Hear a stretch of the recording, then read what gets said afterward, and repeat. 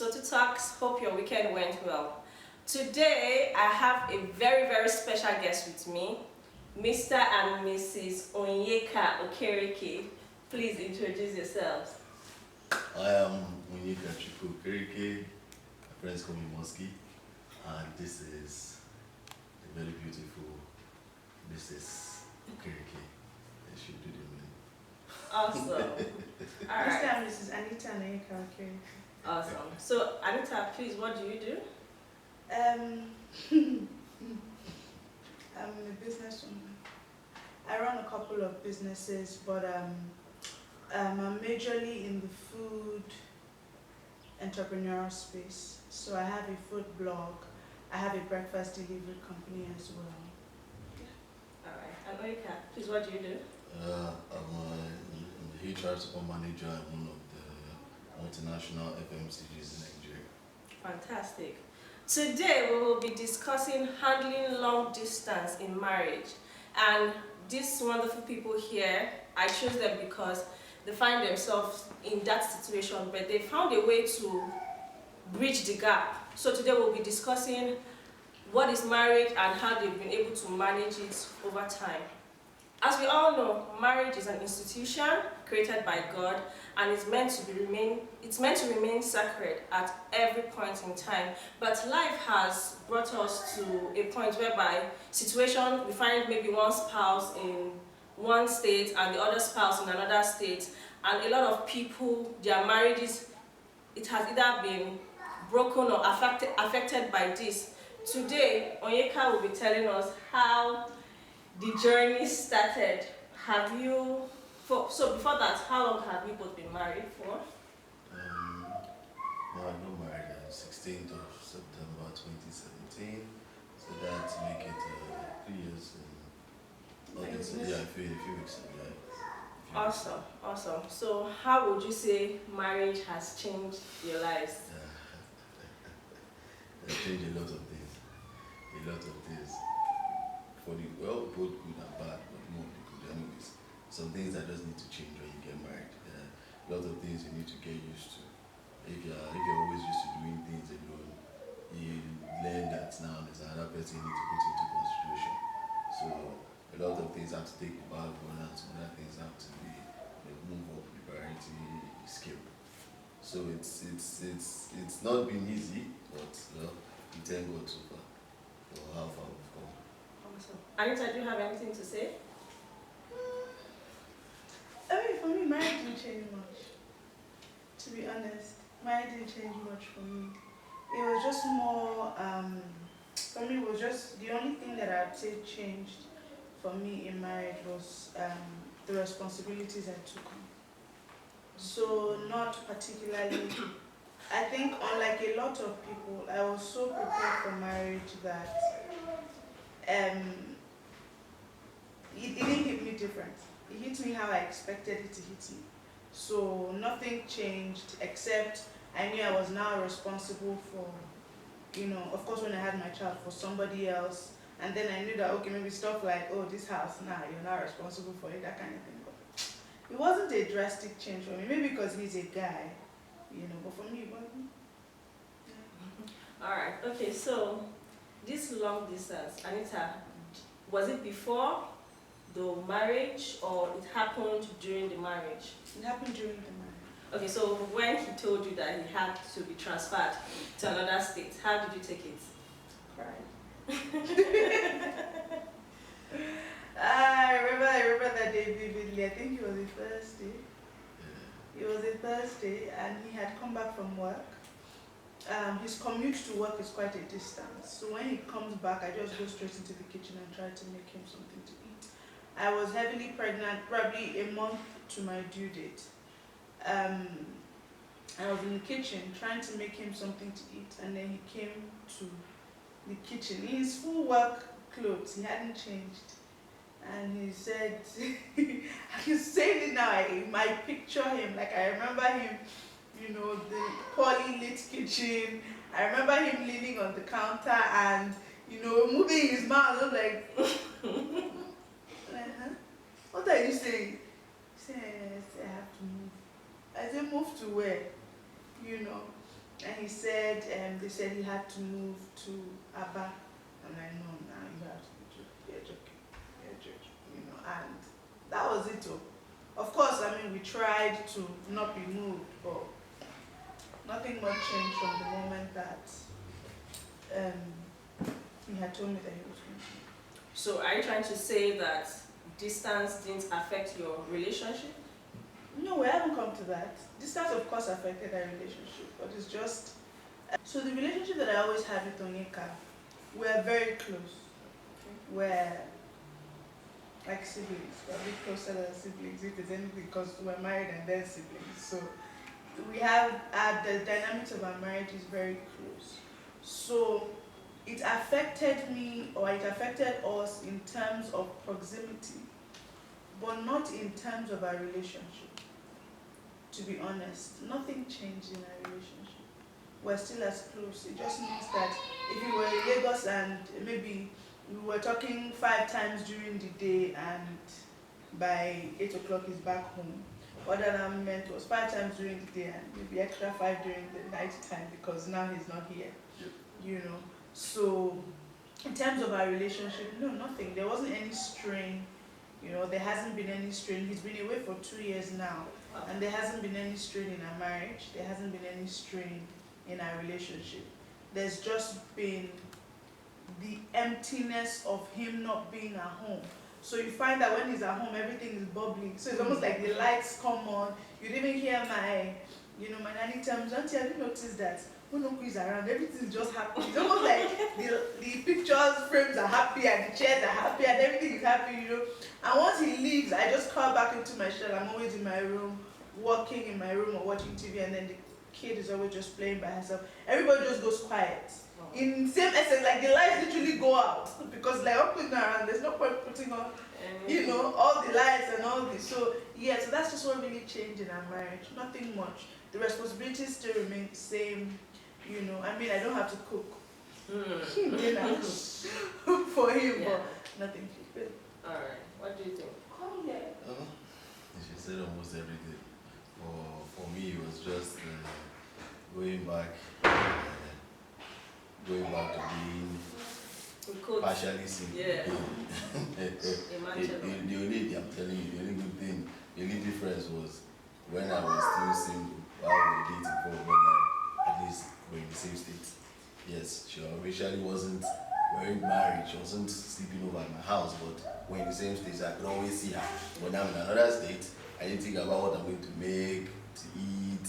I really don't go out because most of my friends are in Lagos, family, majority of them in Lagos. But well, it's I think it was a little bit good in the sense that it didn't happen, well, good and bad, both ways, but it happened too long after I left that life. So it wasn't too hard trying to get back into it. Because you know there's always that tendency for it to just so relax when you're married and okay, everything. Anytime. She before even say itself. But now when I get to, if I want to hang one leg, I was like, I watch all this. Now put on gel, make food, wash dishes, clean your house, things that I'm not doing. Alright, so Onyeka, what will you say is the role of trust and honesty in a relationship, especially in one that is a distant relationship? For me, it's very important. It's very important because my wife is still smoking a lot now. when she was married, people were still eating on her, so you can imagine now that things always change for the better. That's what life is about. So if I was jealous time, I'd be like, why are you going out with your friends? But now I don't have time for all that. I know the person I'm married. So that's the least of my problems. And it's funny because every now and then she just tell me, I went out today or I see this guy or this person messaging me, I just laugh. I'm like, It's just, the funny thing is I'm even happy so when I see those things, I'm like, yes, she's still in the market. She hasn't lost it yet. You need to also step up your own game. Okay, so you both, what would you say is your communication style? I think she should answer that. We just talk. We talk about everything. Mosquito just passed. Rain is falling. sky is blue. Like anything. We don't, if as in, we can even call and be like, so any gist. Like that's the, communicate. We communicate by talking. So I know people communicate through body language. Unfortunately, we don't have the luxury of that because we're not in the same space. Yeah, but even when we were in the same space, it was mostly talking and maybe then, physical touch and whatnot. But now that we're not, it's predominantly talking. We talk about everything. If anything happens, oh, Kyla just danced right now. Video it, I'll send to you, but let me just let you know. So that's the way that we bridge the gap as much as we can. So we feel like we're actively in each other's lives, like every minute. It feels like, oh, he's just down the road because I just spoke to him like 30 minutes ago. I'm talking to him again another hour after, that kind of thing. So will you say this communication affects your work? For instance, okay, maybe not really because of COVID, but prior to now, maybe when you had to be at work, will you say maybe you had a scheduled communication time, oh, we have to talk in the morning because maybe he has meetings all through the day, or you could just talk at any time? No. Unfortunately, do you want to say something? What I was to say is, okay, so we sort of like know when we're meant to talk. Okay. Because if I don't call at a certain time, then there's a problem. Because normally I should have called by this time. I know when she wakes up, so I know that if she doesn't call me before maybe 10, there's an issue because she'll usually be done with her thing in the morning, and then she'll call me before she goes to bed, so that I don't wake up. And then when she wakes up, she'll call me when I'm about maybe sometime midday. I'll call her, and then obviously 7, I should call her because I should be at home. And here's the funny thing: it also doesn't help whenever I want to come and surprise her. Because if I don't call her by that, she like, just suspect something is going on. My phone is never dead. She knows. So that's also that's the thing with me. I think I have a pattern to everything. So once that pattern changes, there's something wrong. So when I'm coming back and I'm flying, and she's like, I've called in like 3 times. It's not possible. My car's phone is never off. Never. As in, my phone is never off. It's never off. Even if one is off, the other one has to be on. So sometimes she'll catch me. I'll just tell her one story. So I guess I don't get another bag. I guess we have an unspoken schedule. Just know when to talk. I really didn't even think about it like that. We just talk. We just talk, but not thinking about it. We have an unspoken schedule because I wake up really early. I know that he has to be at work for 7:30. I wake up really early for breakfast. So what happens is when if he knows I have a very busy morning, I know that he's calling me to find out if my deliveries have gone out. If I have 1 or 2 trays, I know that I'm the one that's going to call him because by the time I'm done at about 7:30, he's already at work. So I'm like, babe, okay, I've woken up, I'm done, I'm going back to bed. Because I wake up really early to work and then go back to bed till about noon. So I tell him, okay, so nobody should disturb me. And he's like, okay, yeah, cool. So yeah, we kind of have an unspoken schedule. We know how many times, ideally he should see Kyla like 3 times a day, morning, afternoon, and night. So if he hasn't seen her, or maybe I'm too busy or something, he'll be like, I haven't seen my daughter today. I'm like, okay, hold on when I get. So we kind of know how what works, what works, even if we haven't exactly put a schedule to it. Awesome. All right, so what would you say, you both, is the role of God in your marriage? Well, it's good that. And where you're from? It's a body reason a man shall live his father and mother and join his wife and they become one. I went to do it, I did it the traditional way, did it in court, ended up in church. So it's God that brought us thus far, and it's the one that will still take us further down the road. He knows why everything that is happening, and sometimes when we feel like just remember that God that put us together knows why, and whatever we feel we might be going through, we just put it in his hands and you take control of it. In as much as we try to handle faith ourselves, sometimes when you look at the scriptures and some of the stories you read in the Bible, you find out that when you tell God, I leave it in your hands, leave it in his hands. Because the moment you start trying to navigate they're trying to tell him that I can't do myself, and he will leave you. So God has played a very vital role in our marriage. Awesome. So what would you advise our audience who find themselves in a situation like yours, being in long distance, building their friendship and keeping their marriage going? What would you say? In few words. Well, for me, it's like they say, there's no one rule for everything. Yeah. Everybody's situation is different. For us, because of how We started. yes, it was a little bit hard because we were used to be with each other. We used to do everything together. You can't invite me out and not invite her. What is it? The moment you tell me, don't come, I'm like, oh, Don't worry. I'm not having anything from her. You understand? So when people's relationships, everybody has their own relationship and the rules set around it. So for people that would be in our own kind of relationship, it's you just keep on putting it in prayer. Don't let anything change. Yes, I know there will be temptations everywhere, but the Bible says, lead us not into temptation, but deliver us from evil. And when you say lead us not into temptation, you yourself don't carry your 2 legs. Lead us not into temptation. Yes, just do your own thing. Because if you now start, if you lead yourself into that temptation, you probably get stuck in it. So it's just to be keeping faith with God, being more prayerful.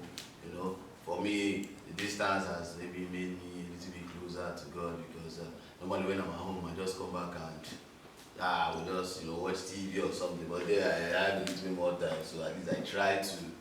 I don't know if you remember you saw me yesterday. I was asking what time it was. I always make sure I remember every day. Awesome. And it's so bad that if I forget, I set an alarm for it. So yesterday, like around to 12, I was like, what's the time? To 12, I'm like, no. I know in my Bible, I know the alarm went up and something. So yeah, so I had to do that, So that's just basically it for me. I say that it's important to be friends. Awesome. Like it's important because the truth is, I've been married for 3 years. I've been with him for 5, together with my marriage. And the thing that I know that we don't fight. And it's not like you shouldn't fight in your relationship. It's just now, especially at this point of our marriage, I say to people that, when I talk to people about like situations and everything, I'm like, we don't have the luxury of fighting.